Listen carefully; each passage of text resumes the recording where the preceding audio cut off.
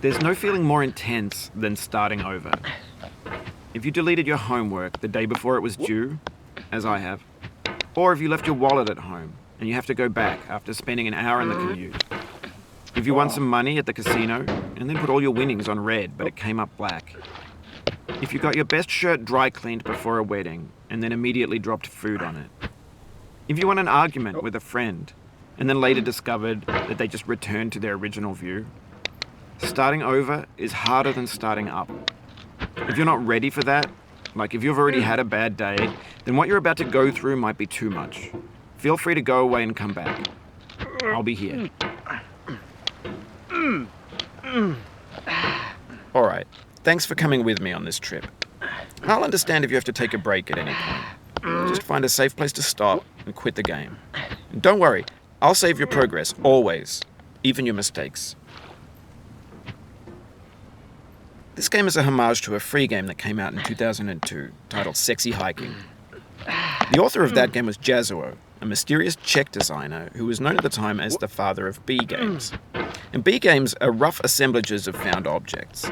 Designers slap them together very quickly and freely, and they're often too rough and unfriendly to gain much of a following. They're built more for the joy of building them than as polished products. In a certain way, Sexy Hiking is the perfect embodiment of a B game. It's built almost entirely out of found and recycled parts, and it's one of the most unusual and unfriendly games of its time. In it, your task is simply to drag yourself up a mountain with a hammer. And that act of climbing, in the digital world or in real life, has certain essential properties that give the game its flavor. No amount of forward progress is guaranteed. Some cliffs are too sheer or too slippery. And the player is constantly, unremittingly in danger of falling and losing everything.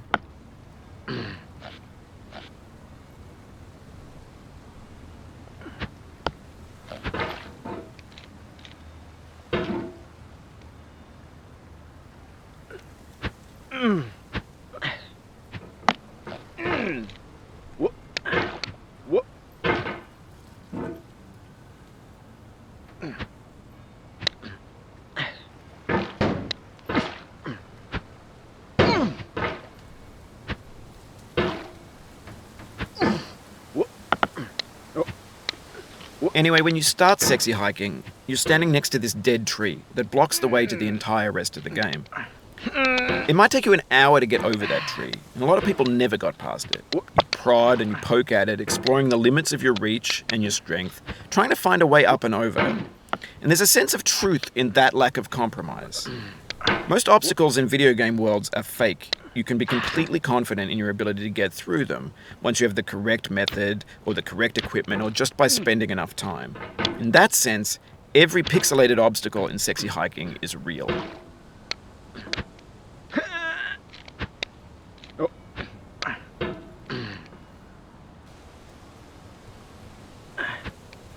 The obstacles in Sexy Hiking are unyielding, and that makes the game uniquely frustrating.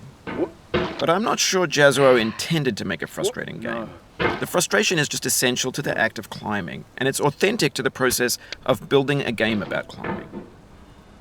A funny thing happened to me as I was building this mountain.